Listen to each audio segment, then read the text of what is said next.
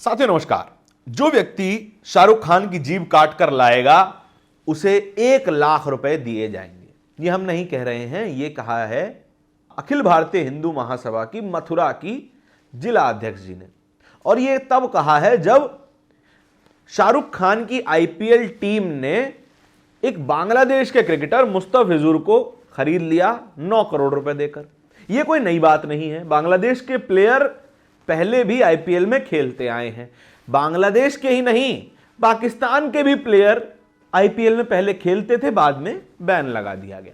लेकिन शाहरुख खान पे ही क्यों? इसी बारे में इस वीडियो में चर्चा करेंगे। नमस्कार, मेरा नाम धारण है, आप नेशनल दस्तक देख रहे हैं। शाहरुख खान की जीभ काटने पर 1 लाख रुपए का इनाम दिया जाएगा। खुला ऑफर है, जो चाहे इसे अवेल कर सकता है। यह केवल और केवल एक विकृत मानसिकता वाले हिंदूवादी व्यक्ति ही ऐसे बयान दे सकते हैं, या फिर कोई कट्टरपंथी विचार रखने वाला व्यक्ति ही ऐसे बयान दे सकता है। यह सीधे तौर पे देखा जाए तो अपराध की श्रेणी में आता है। अपराध करने के लिए उकसाना भी अपराध ही है। यह कम से कम हमारा दंड विधान तो कहता ही है।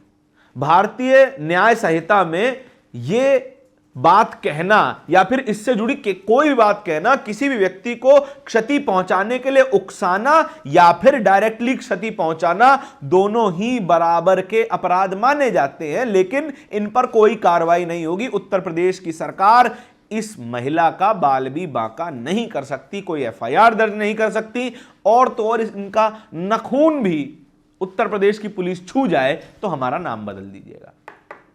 सवाल यहां पर आता है कि इन्हें हिम्मत कौन देता है? हिम्मत देते हैं वो लोग जो इस वक्त सत्ता में बैठे हैं। भारतीय जनता पार्टी ऐसे संगठनों को फलने फूलने का मौका देती है जो कि मुस्लिमों के त्योहार पर उद्दंड मचाते हैं, क्रिश्चियनों के त्योहार पर उद्दंड मचाते हैं, वैलेंटाइन डे पर डंडा लेके पहुंच जाते हैं। और कोई भी व्यक्ति इस दुनिया में कुछ ऐसा काम कर दे जो इनको नागवारा गुजरे, उसकी जान के पीछे ये लोग पड़ जाएंगे। लेकिन ये लोग कहां नहीं बोलेंगे, ये भी आपको बता देते हैं। ये लोग राम रहीम के लिए कुछ नहीं कहेंगे। ये लोग उन बलात्कारियों के लिए कुछ नहीं कहेंगे जो भारतीय जनता पार्टी में बैठे हुए हैं। कुलदीप सिंह सेंगर, उसको दिल्ली की एक अदालत ने जमानत दी, उसकी सजा को निलंबित कर दिया, तब इन्होंने कुछ नहीं कहा। तब कोई हिंदुओं की आस्था खतरे में नहीं थी, हिंदुओं की महिलाएं खतरे में नहीं थी, जबकि एक बलात्कारी समाज में वापस आने जा रहा था।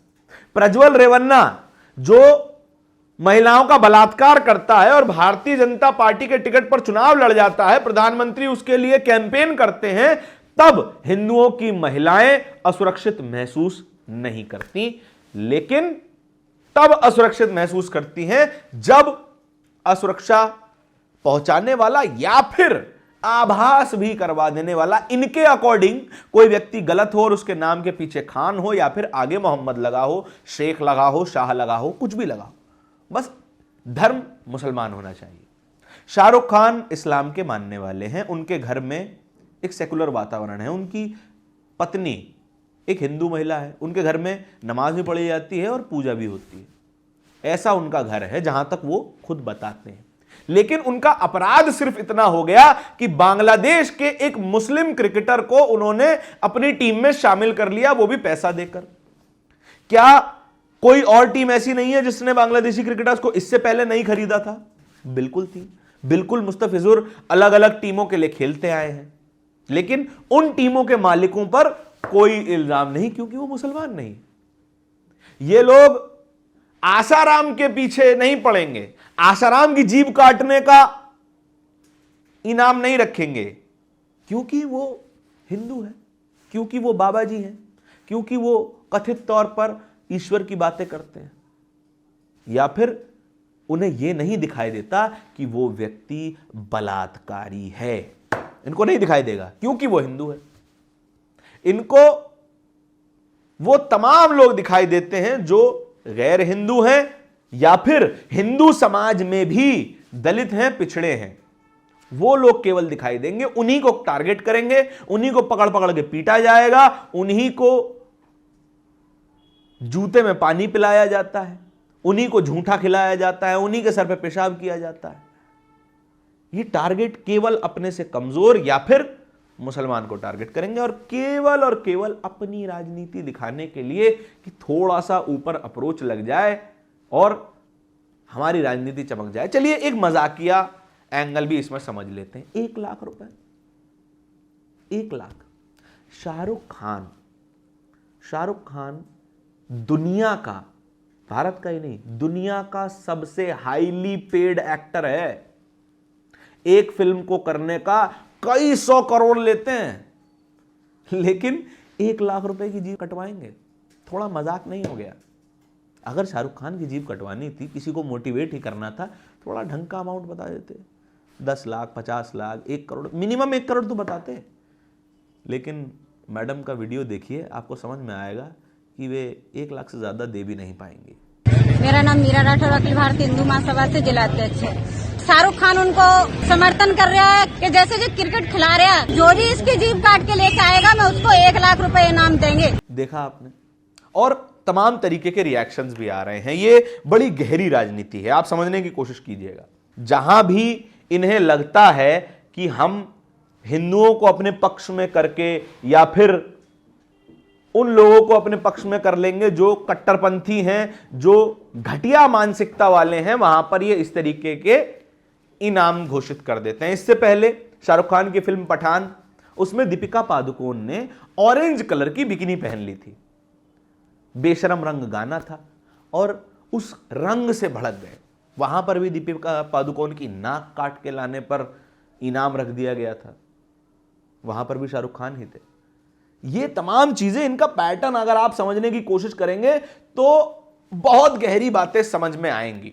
लेकिन कुलदीप सिंह सेंगर, प्रज्वल रेवन्ना, राम रहीम, आसाराम, इन तमाम लोगों पे ये कुछ नहीं कहेंगे। केवल ये मीरा राठौर ही नहीं, ये जो अखिल भारतीय हिंदू महासभा की जिला अध्यक्ष हैं, छोटे से मथुरा जिला की, वहां इसके अलावा भी कई लोग ऐसे हैं जो कि ईश्वर के नाम पर राजनीति करते हैं, दंगे भड़काते हैं और नफरत फैलाते हैं। कौन लोग हैं ये कहने को तो कथावाचक हैं, ये कहने को तो ईश्वर की कथा सुनाते हैं, भगवान की लीलाएं बताते हैं, लेकिन इनकी असल जिंदगी में, इनके दिमाग में गोबर भरा हुआ है।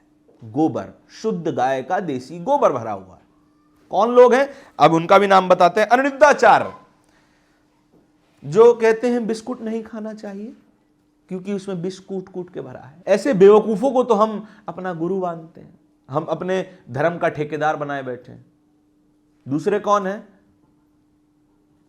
देवकी नंदन ठाकुर जी महाराज, पूरा नाम बुलवाते हैं, देवकी नंदन ठाकुर जी महाराज, और ये कह रहे हैं कि बांग्लादेश के क्रिकेटर को अपनी टीम में खिला रहे हैं और उस देश में खिला रहे हैं जिस देश ने शाहरुख खान को सब कुछ बनाया। बिल्कुल ठीक बात है। भारत के लोगों ने शाहरुख खान को इतनी मोहब्बत दी कि वो आज दुनिया के सबसे हाईली पेड एक्टर हैं, बिल्कुल दी। लेकिन उस व्यक्ति ने भी भारत को विदेशों तक पहचान दिलवाई। जो इस देश ने शाहरुख खान को दिया, शाहरुख ने भी इस देश को वापस किया। और इन जैसे लोग शाहरुख खान को टारगेट कर रहे हैं। और गिनती में आखिरी में कौन आते हैं? रामभद्राचार्य जी। रामभद्राचार्य जी घोर जातिवादी, घोर एंटी दलित व्यक्ति, जो कि खुल के कह देते हैं कि ब्राह्मण श्रेष्ठ है, बाकी जातियां छोटी हैं। ऐसे व्यक्ति को हम अपना गुरु मान लेते हैं हिंदू समाज होने के तौर पर। हिंदुओं को बेचने के अलावा इन लोगों ने कुछ नहीं किया। आपके सामने एक नकली भूत बनाया जाता है कि देखिए फलाना देश के लिए घातक है, देखिए फलाना हिंदुओं के लिए घातक है, अगर आपको बचना है तो हमारे पास आइए, हमारी दान पेटियों में रुपया डालिए। और ये दान पेटी किसकी? हमारी, केवल और केवल एक समाज की।